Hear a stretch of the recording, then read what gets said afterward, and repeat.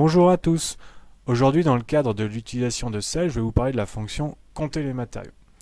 Cette fonction a été surtout pensée pour les maîtrises d'ouvrage et les donneurs d'ordre qui ont le droit et le devoir de répondre à l'article 79 de la loi transition énergétique pour une croissance verte.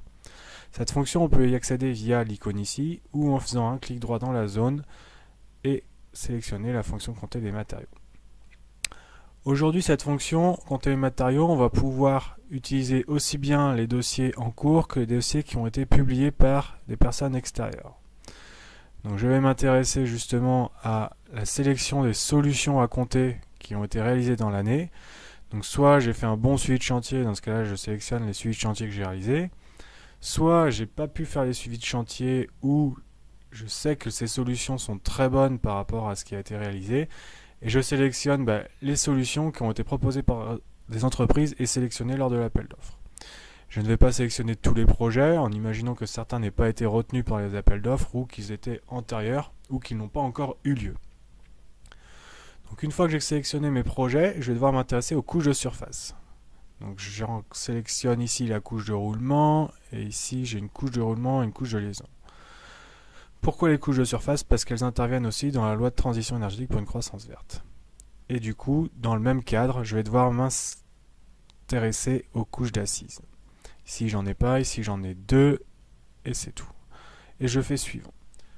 Dès lors, je vais avoir le calcul complet de tous les matériaux pour répondre à la loi de transition énergétique, qui a été édité le 17 août 2015. Ici en noir, vous avez tout ce qui fait référence au texte de loi, et en rouge, les calculs, les données qu'on va calculer. Donc ici en rouge, on voit que durant l'année, on a consommé une certaine quantité de matériaux et qu'on a créé une certaine quantité de déchets et que 100% de ces déchets ont été dans un cycle de recyclage de revalorisation. De plus, une indication supplémentaire, c'est qu'on a consommé un peu plus de 1700 tonnes de CO2 et qu'on a consommé énormément de mégajoules.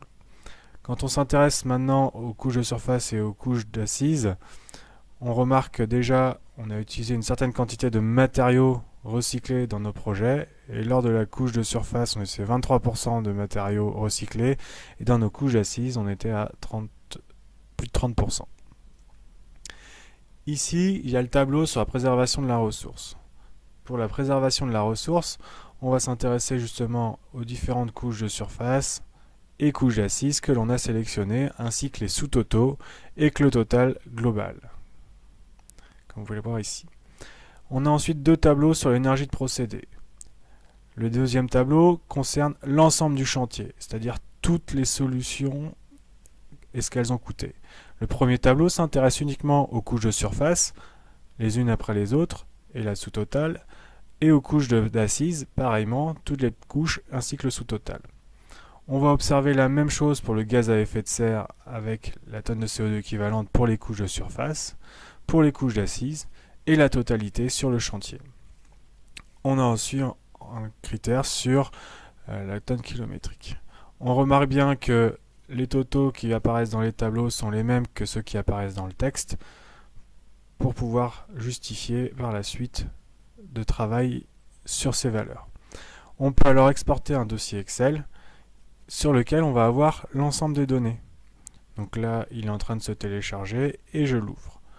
Donc de la même façon, en haut à gauche, ici, on voit la date de création de la feuille Excel, ce qui va nous permettre de référencer à quel moment est-ce que ça a été fait, si c'est la bonne version. On a les textes et les tableaux qui étaient présentés juste avant. Donc ensuite à ça, vous allez pouvoir utiliser ces valeurs-là pour pouvoir travailler dessus, éventuellement avec d'autres logiciels ou apporter des données supplémentaires. Merci à vous.